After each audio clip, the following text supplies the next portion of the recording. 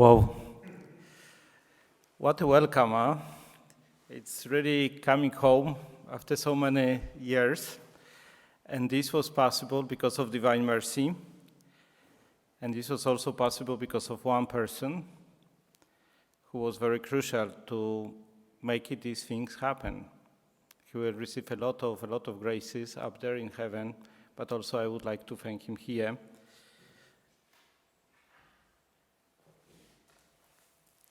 So it's not a mercy, but it's not this one, but at least this thing. And also he asked me for JP2. What's happened? Upside down, sorry. Yeah, well, with JP2, please forgive us. Have mercy on us. Okay, Dr. Gotzia, please come over.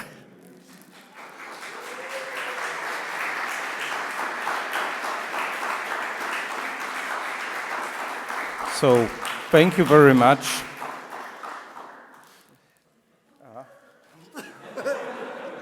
And wait a moment, because I will ask you to open this thing. Okay, please. Because I asked Dr. Gotzia, what should I do before, how should I prepare for this lecture? And he told me, well, you are from Krakow, go to the Divine Mercy place and look at his face. So what did you just see? You can say.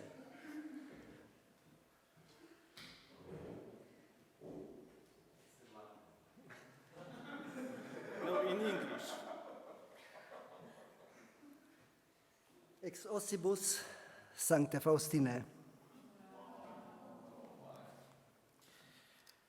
So those who come, they would have a chance also to venerate her relic. We have priests with us, so for sure we will get a blessing with the relic. And I just could not imagine that I will talk about her without her.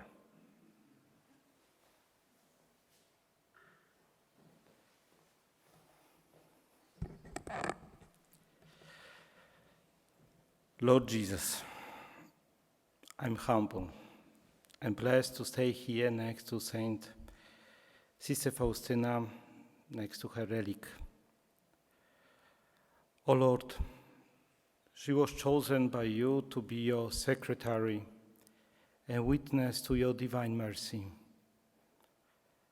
I'm trying to give a talk about you, about your mercy.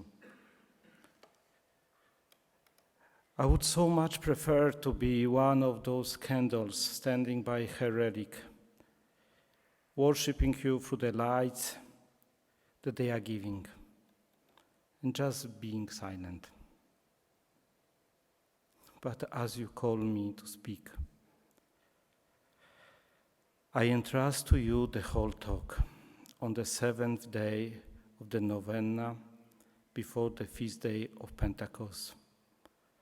I call upon your Holy Spirit to guide me and to open all of us for the message of divine mercy that you wish to transmit to us. I believe, Lord, that you want to speak to our hearts now, and this is your time. We consecrate this time to you. We are here for you. All of us. Speak to our hearts, Lord. Wow. You are many. Beautiful to see you here. I'm not surprised that you came. If I were you, I would come as well.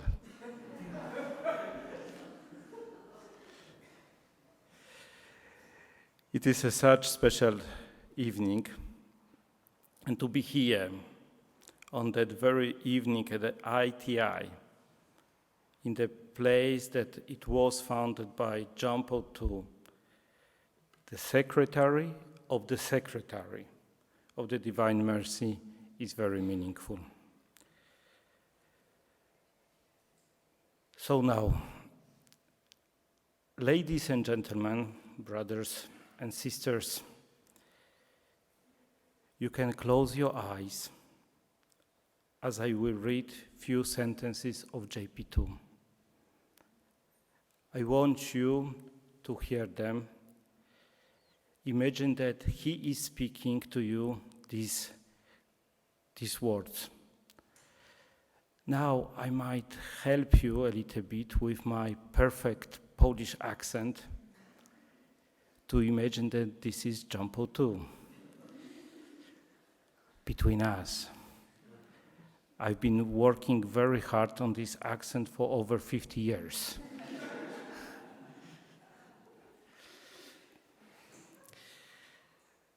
Okay. So,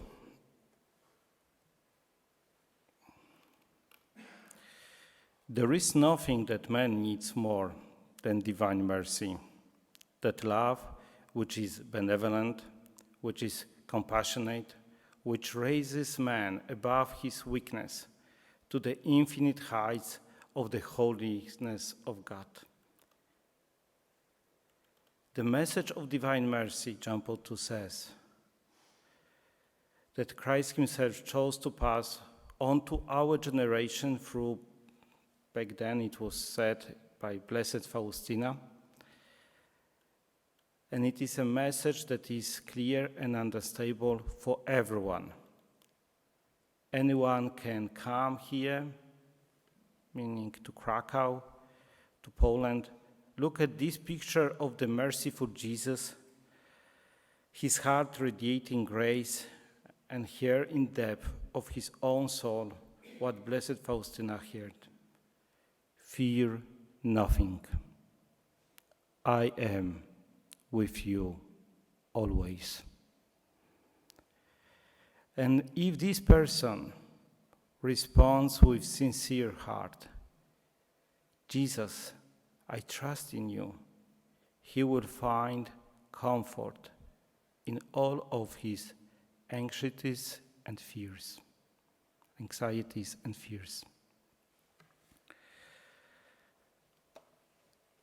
So this is a motto. There is nothing that man needs more than divine mercy. If you can remember one thing out of this lecture, remember these things. If you have your mobiles with you, please take a picture. This is the time. Remember this, there is nothing that man needs more than divine mercy. John Paul II said this at the divine mercy, the quotation that I just read, on the 7th of June, 1997. 1997 was also, this was 7th of June, and I met him in May 1997. So that's two men in white. Yeah.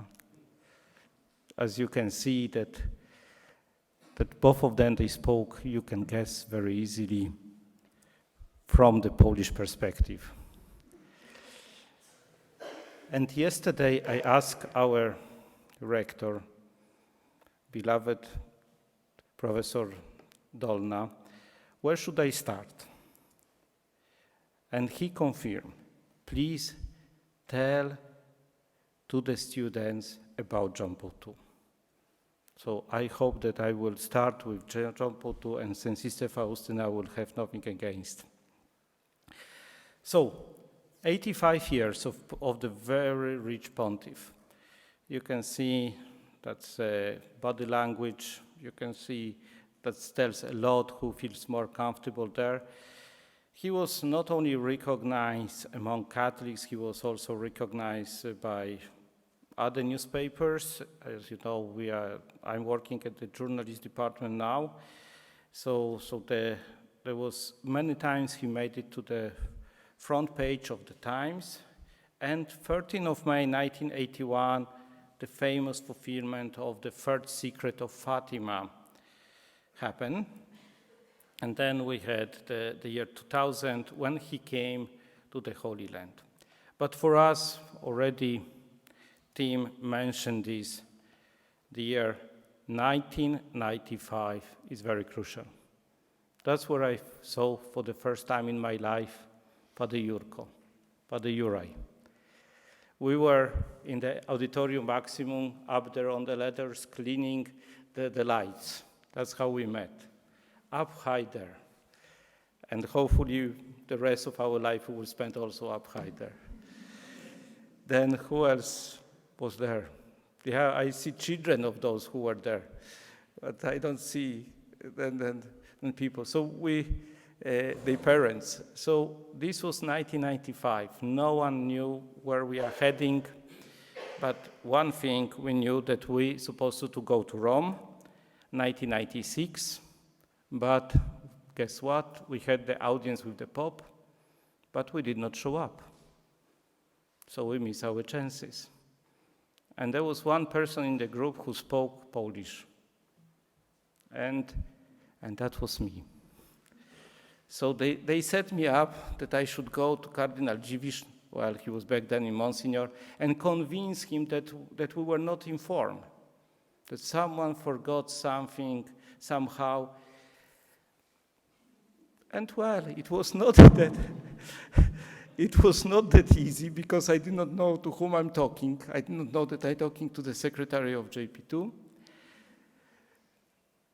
He was quite strict, let's put it this way, and he said, well, you miss it. But I said, please do something. For the sake of divine mercy, do something. So he said, okay, I will see what I can do. I will let you know after the public audience.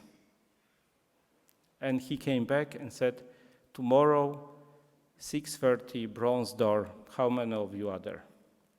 And this was the very first audience that we had with our founder, 1996. Well, God used me as a tool. At least at least my Polish was good enough that I was able to communicate with him back then. So this was 1996, 85 years of John Paul II, and he, in the same speech, when he was at Divine Mercy, said such thing: Divine Mercy has formed the image of my pontificate. Not Our Lady of Fatima, not the third secret, but he says, Divine Mercy has formed the image of my pontificate. What I would try to do today, I would try to take you for a journey to show you how the history of salvation works through people, works in the particular time and in particular context. So, and also I'm very happy that we have our rector with us, because we will use a little bit rabbinical method, asking questions, and this is the first question to you. Of course, needs to be related to John Paul II. We already said that he was for 85 years living here on earth, and now he is in heaven. But he was living in 3 cities: Wadowice, Kraków, Vatican. In which of these cities he spent the most time of his life? A, Wadowice, B, Kraków, C, Vatican. Okay? So, don't go and check on your Wikipedia. Who is for A? No one is for A? 2. Okay, who is for B? And who is for C? And the correct answer is, because you did not raise, C. The rector said C. Everyone heard. What about if you are mistaken? Would you like to change? Yeah, you answer. You have a right. You can go, ask others. Yeah? You would stick with C. Okay, So the correct answer is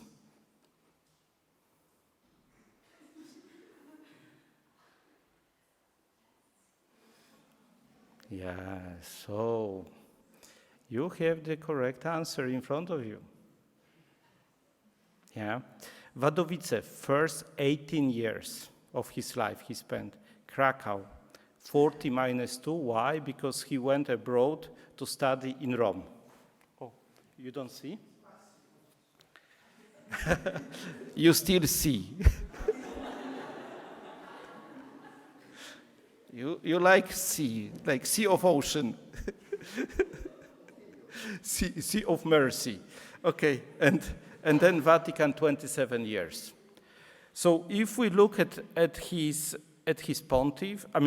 life, so we can see that most of the time of his life here on earth he spent in Krakow. Why this is important, you will find in a few minutes. So Krakow used to be the capital of Poland, has a very beautiful and lovely big market, the biggest market in Europe, 250 square meters, and our university is also located over there. But Krakow is also city of saints. Yeah.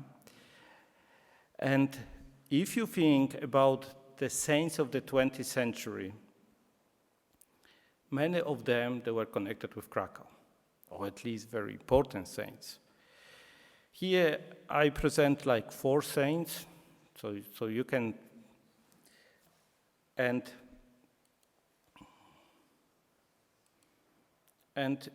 only one of them is not connected with Krakow. Which one? Number 1, number 2, number 3, number 4. You know already that 3 is connected with Krakow. So who is for number 1 saint that is not connected with Krakow? Who is for number 2 that is not connected with Krakow? Number 3, we omit, because already you know that is very much connected with Krakow. Number 4, was she connected with Krakow or not?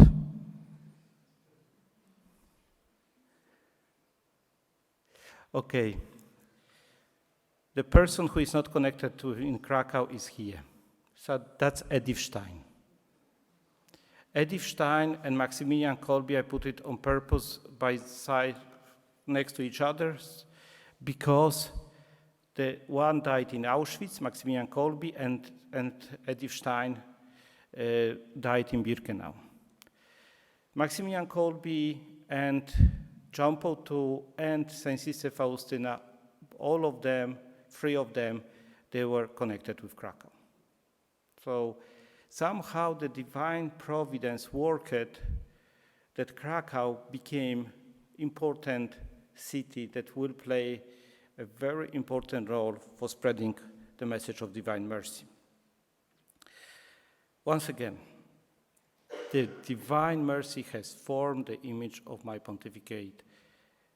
So this is the first part. The second part. We need a little bit of secret information to understand the context of when the message was sent and why the message was sent in this particular time. So I went to look for the top secret to CIA. Yeah. And at CIA website, World Book Fact, I found it out that Poland, it's very, very interesting, borders with how many neighbors Poland borders?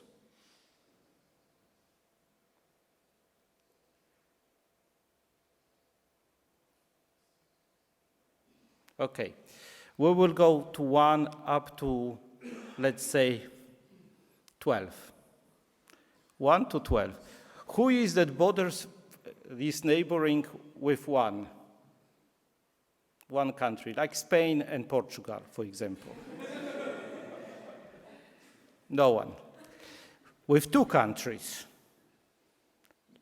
like Spain with France and Portugal, no one. 3, 4, 5, 6, 7, 8, 9, 10, 11, and 12. Okay, so, and that's the answer. Why we are doing this, you will understand soon, referring to CIA website. We border with 7 countries. Austria, for example, border with 8 countries, so we are not having the biggest, neighbors numbers. But after 1989, none of the countries that we bordered before exist. All of these countries were recreated as new countries. That shows you that although we did not shift the borders, but the territory, it's not a safe territory since you are losing all your neighbors. You have to establish new diplomatic relations, 1989. So this is from now the quotations from the CIA website. And terrain mostly flat, plain, mountains along southern borders, and CIA World Factbook, historically an area of conflict because of the flat terrain, that the lack of natural barriers of the North European plain. And now you add only 2 neighbors. To the west, Germany, and to the east, Russia. Now you understand the history of Poland. We don't need to go through. Sometimes one neighbor decides to go one way and stays for centuries, and the other time the neighbor decides to go the other way. So that's the reality of, but I don't think that this is the reality only of Poland, but also of all of these countries in this Middle Europe, as they call. So very often, this is the situation. Before Second World War, this is the Poland at the time of Saint Sister Faustina. Saint Sister Faustina was born as a citizen of which country? Of Russia. She was Russian, of Polish descent. Her papers till 1918 was telling that she is Russian, because this part of Poland was under Russia. Then there was World War I, then Poland was re-established, but this period became a very dangerous period that totalitarianism grew up. And this is the time that Jesus sends a message of divine mercy to very simple nun. A nun that is not capable to speak correctly or to write correctly without mistakes in Polish. She said, they say, I show in Polish way, that she had 3 classes, only 3 classes of education. All of you have more education that she had it, each of you. In fact, she did not even go for these 3 classes of education because this was a very poor family, and they were able only to let the children to go to the class during the winter season, when there was no need to work in the fields. So her task is to write, and to be secretary of God is a horrible task. It's a burden that is on her. It's not very easy. She doesn't like this. She's afraid of this task. In the beginning, when she writes diary, you know what happened with the first diary? She burned it. Why? Because an angel came to her and introduced himself as an angel of God. It was a fallen angel. Her spiritual director was at the time in Holy Land. She was not able to go on WhatsApp or call him, and she burned it. So the first diary was lost. When we go to this diary, you see the historical facts are confused. She is, as a penance, she has to rewrite it. This is okay, this is in the beginning of her way, that Jesus allowed these things to happen, but it's not an easy task. Now she is the most translated Polish writer in the whole world. Diary is translated to all of the languages. 3 years of education. With God, everything is possible.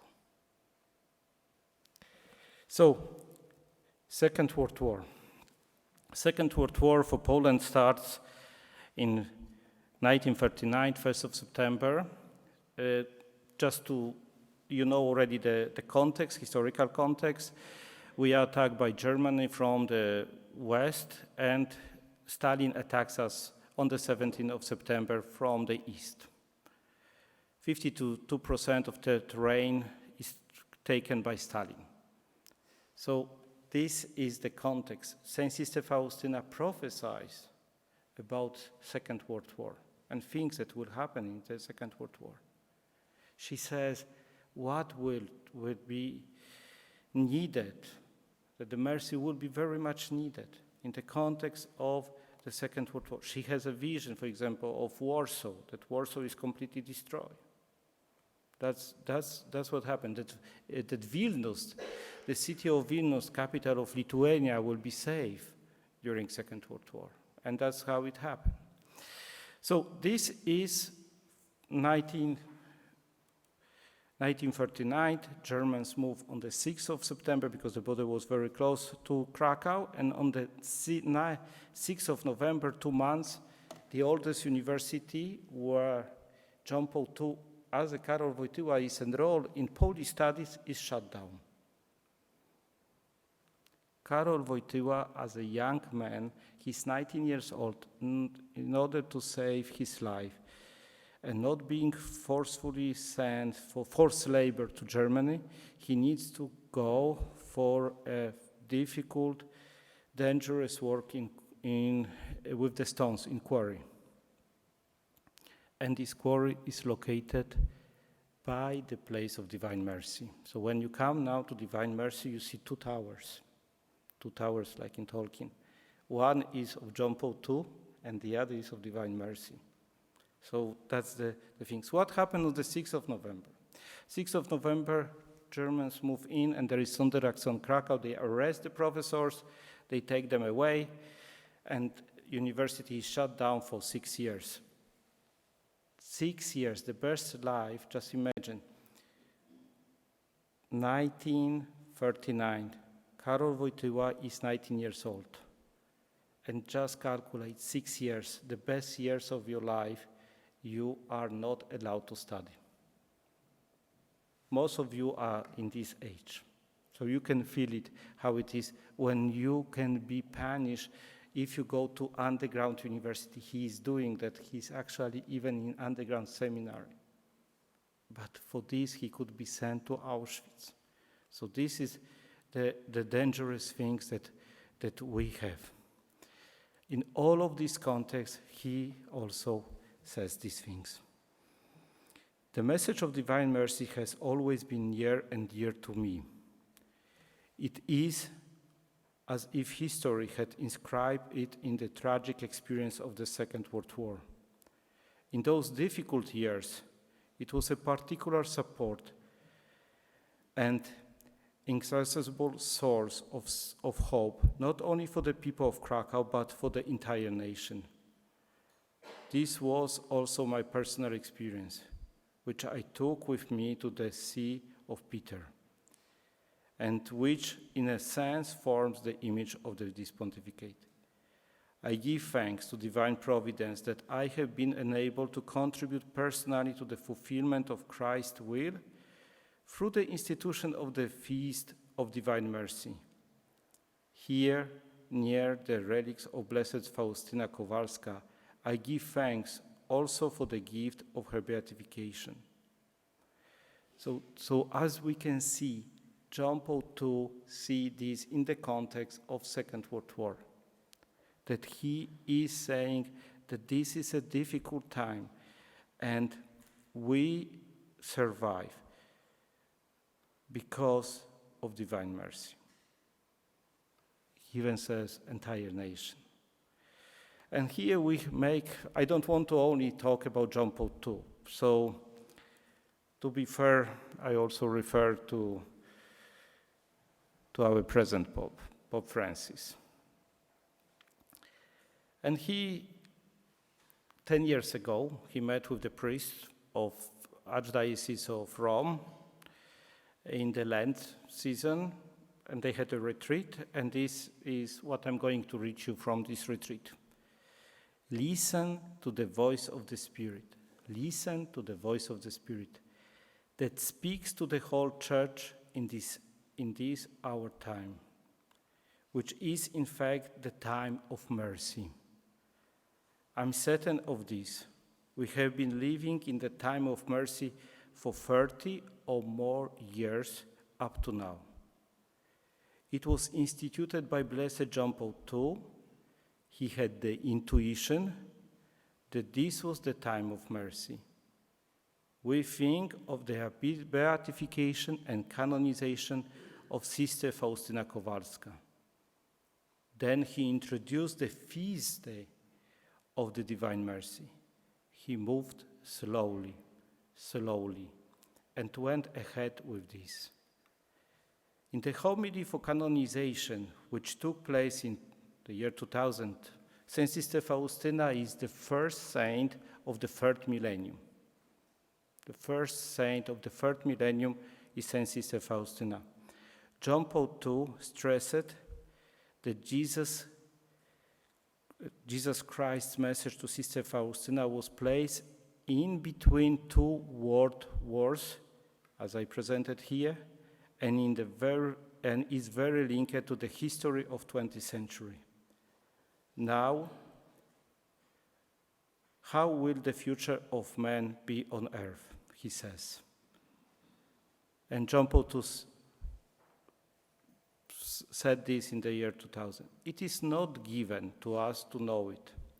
It is true, however, that along with the new progresses, we will not lack painful experiences.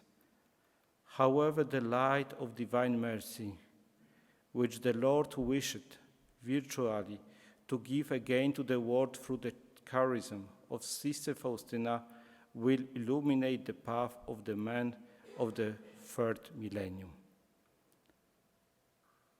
The end of quotation. It is clear it was explicit in the year 2000, but it was something that had been maturing in his heart for some time. He had this intuition in his prayer. Pope Francis continued, "Today we forget everything too hastily, also the magisterium of the Church.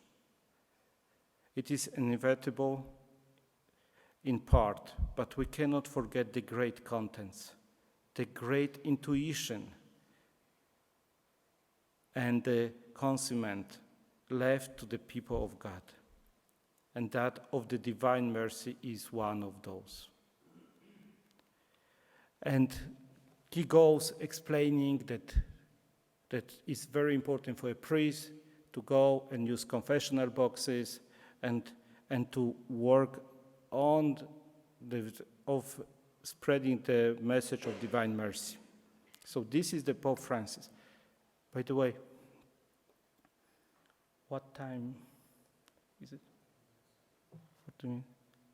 It's not the correct answer. You see, do we listen really to the Pope? Do we listen to the Pope? That's what he said. It is time for mercy. I do understand that it's difficult to listen to Pope Francis sometimes, but come on, he is the Pope. Yeah? What time is it? It's time for mercy. Amen? So, Sebastian, it's also for you time of mercy. Let she be merciful to you as well. Okay, so it is the time of mercy, please. Second picture, second thing that you can remember that this is the time of mercy, here and now. So, in the diary, what do we read? Beg for mercy for the whole world. That's what Jesus tells us, that this is important. Then, no soul that has called upon my mercy has been disappointed. These are the promises in the private revelation, saying very clearly that, okay, the mercy is important. But I would try also to summarize these things and say there is ABC of divine mercy. And A would be ask for mercy, beg for the mercy. B is be merciful. Ask God for mercy, and be merciful. Okay, C, we will leave till the end of this lecture. That's where we are heading. So, we know, in summary of this first part, and we will move to the second, the message of divine mercy of the past century and the future, we know there is 20th century difficult time, the time of the First World War, then I did not mention yet the time of, it's difficult time also for the Jews. 1933, what's happened in 1933? In January, Hitler came to power in Germany.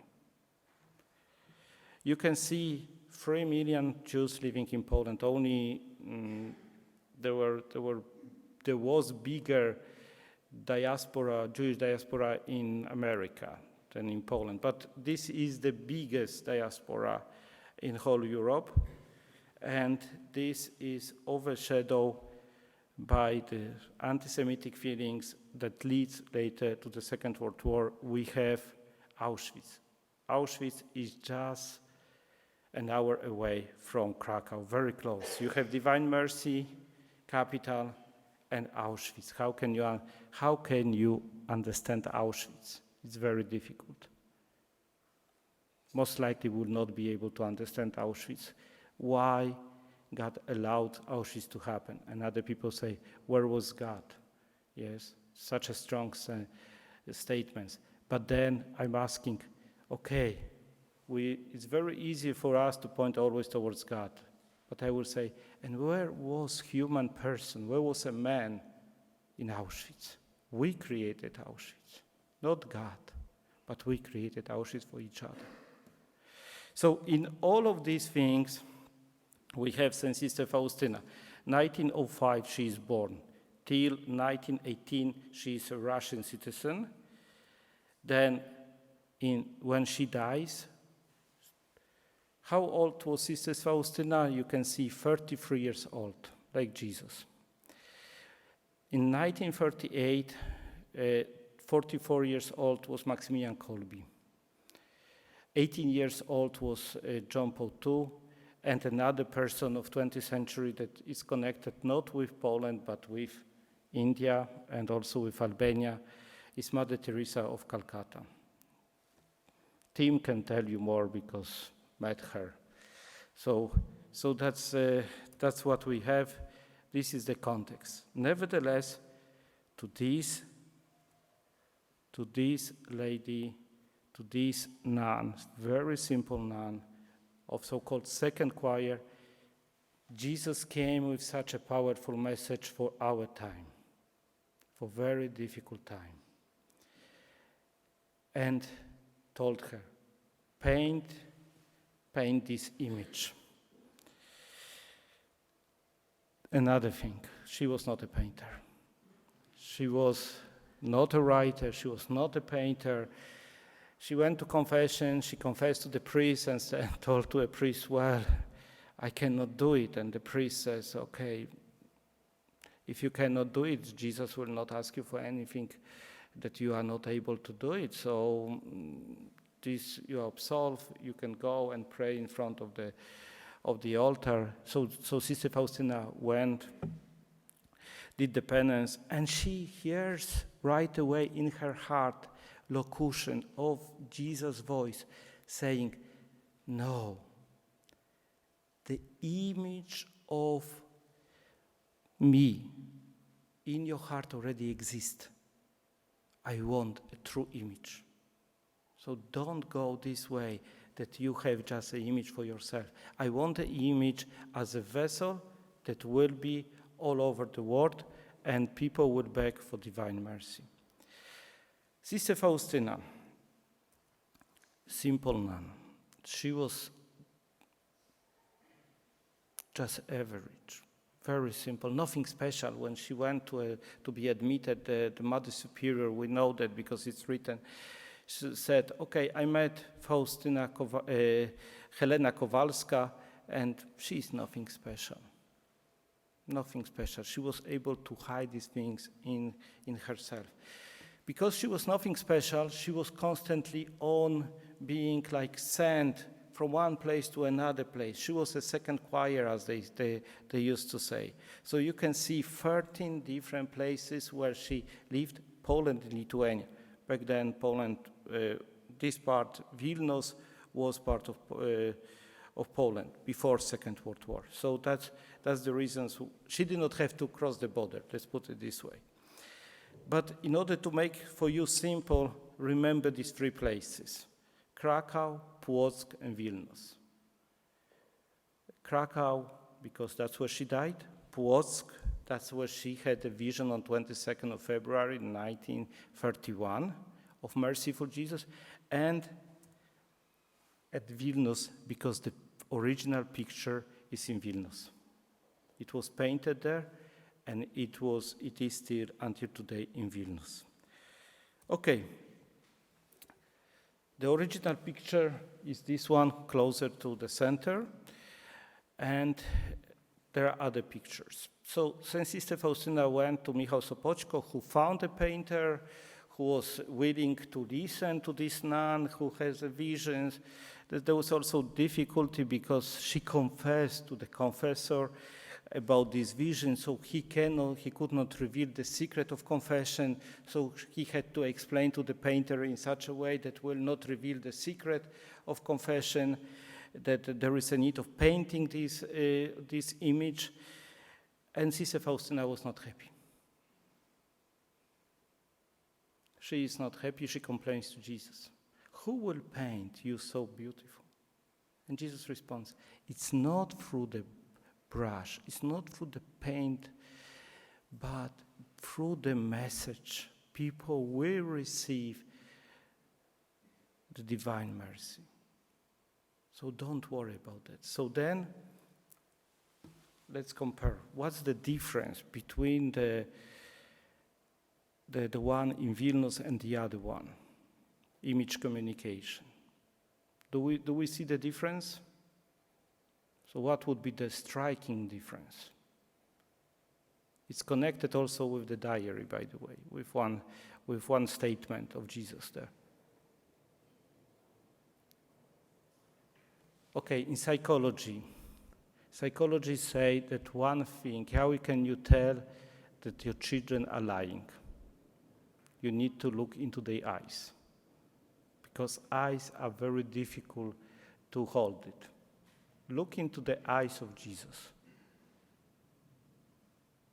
Vilnius has eyes of Jesus looking down, because Jesus said to St. Sister Faustina that my side is the same side that I had it from the cross.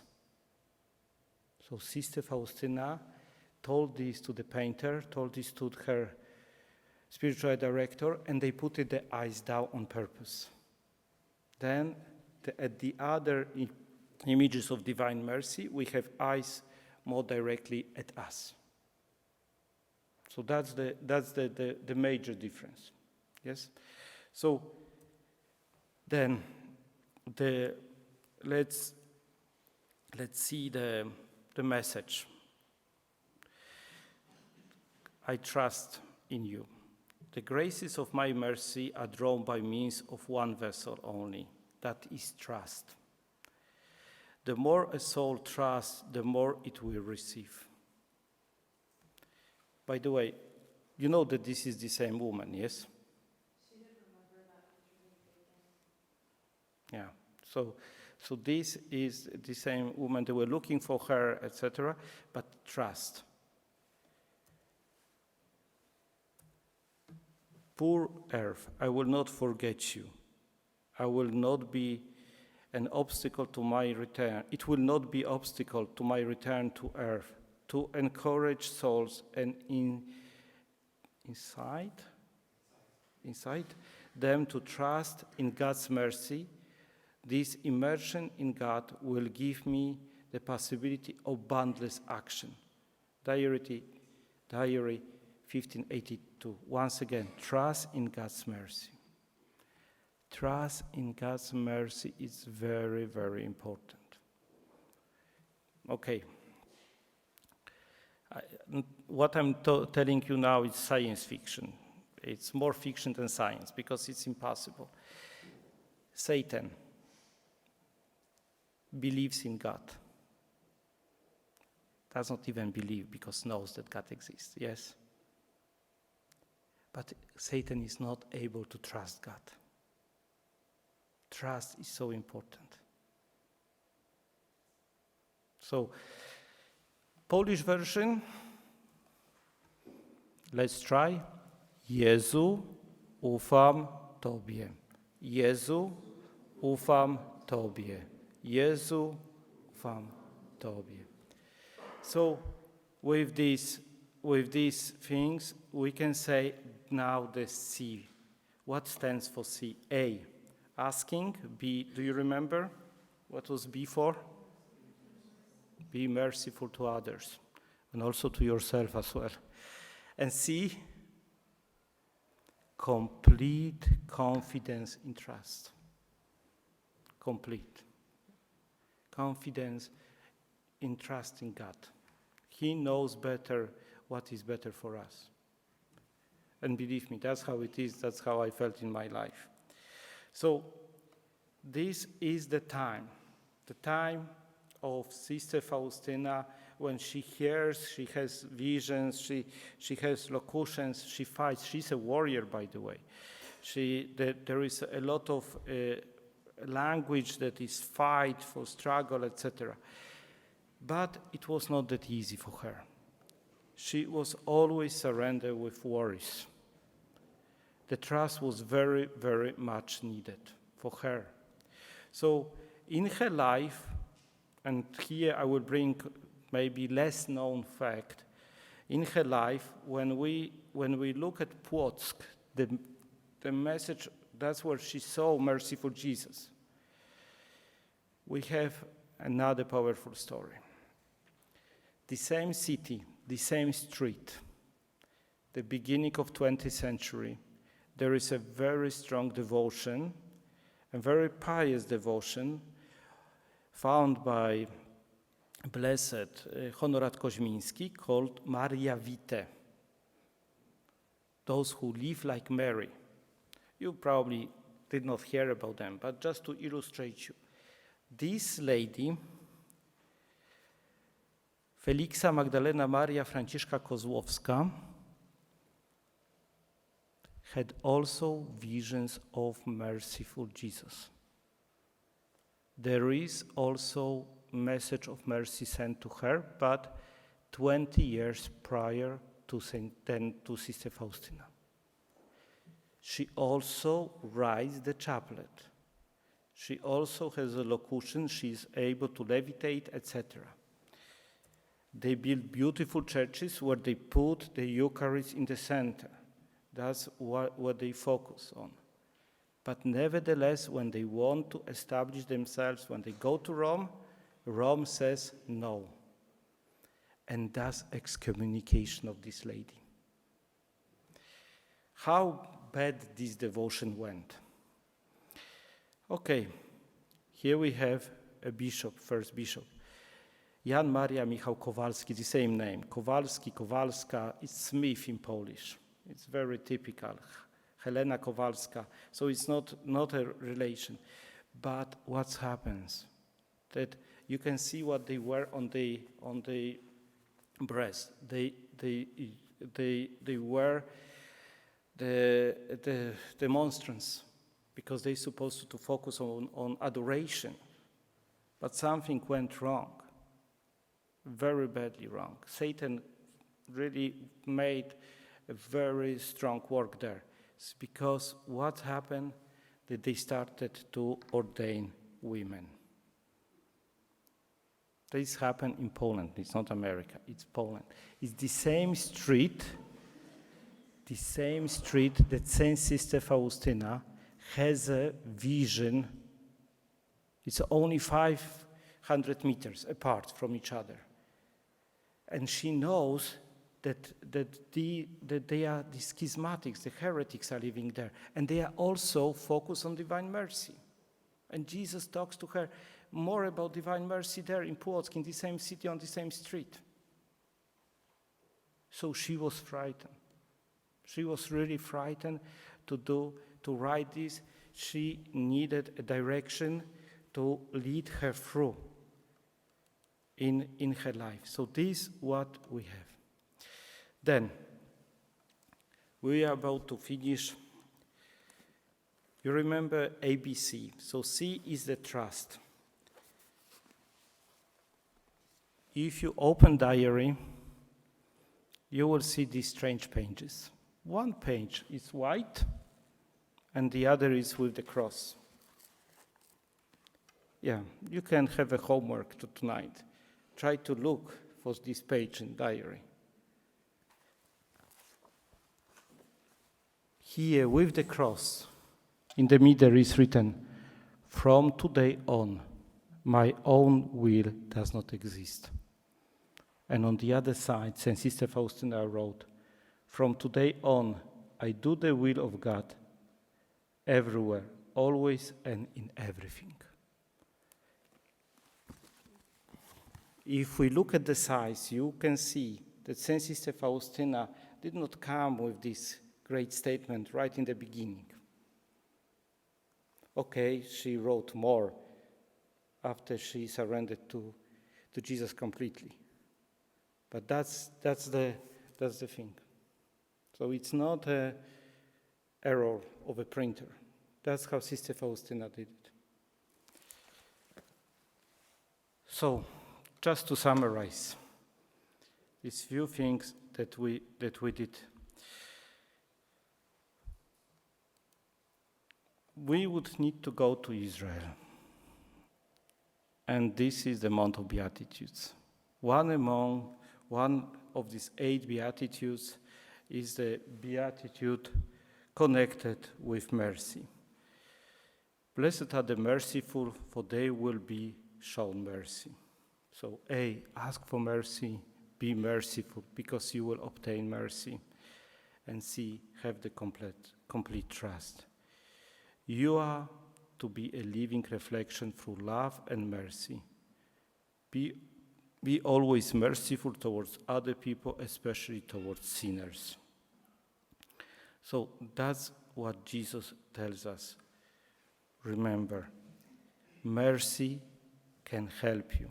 Mercy is something that you need to work, like St. Sister Faustina worked. Not right from the beginning, she came with complete surrender. It took some time. Then, we are living in the difficult time. Ukraine's at war. We do not know what the future will bring.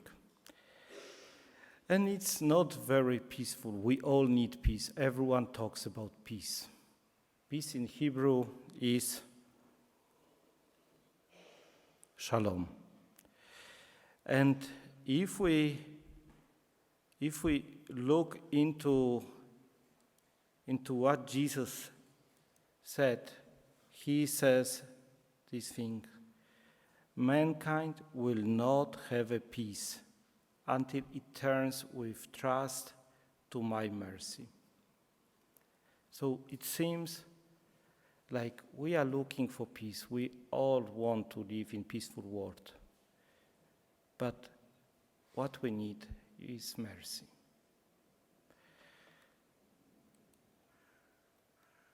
So at the end, I would like to thank you once again for your time, that you came here, that you were able to hear about Saint Sister Faustina. I also brought some brochures from Divine Mercy.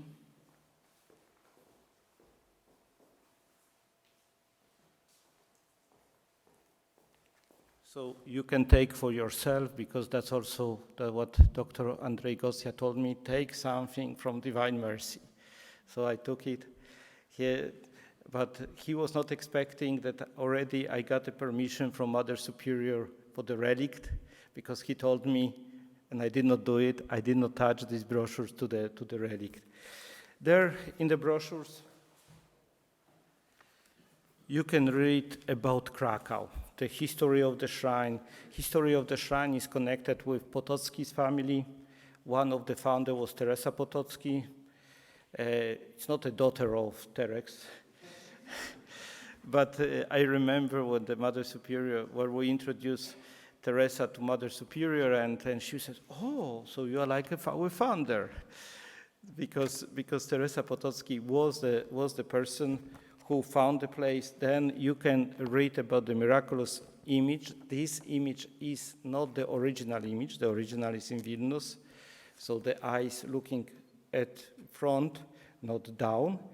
So that's what we have. Then you have the tomb of Saint Sister Faustina, because that's where she died. And then you have the shrine with the first tower. This was dedicated by John Paul II in the year 2002, and he said very meaningful words, that he was walking in his wooden shoes by this place, and he would not expect that this young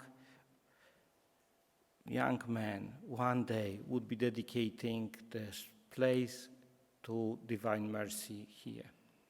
So that's the things, and in the basement we have the Slovak chapel, Italian chapel, German chapel, and the Greek Catholic chapel as well. So you can see of that. So that's a thing that you can take it with you, and of course we can have the veneration of relics. So once again, thank you very much for the time coming, and remember, it's time. What time is it? It's time. It's time of mercy. So that's the thing, that time is of mercy. Remember this ABC thing: A for asking, B, be merciful, and C for complete trust in our Lord. And Jezu, ufam Tobie.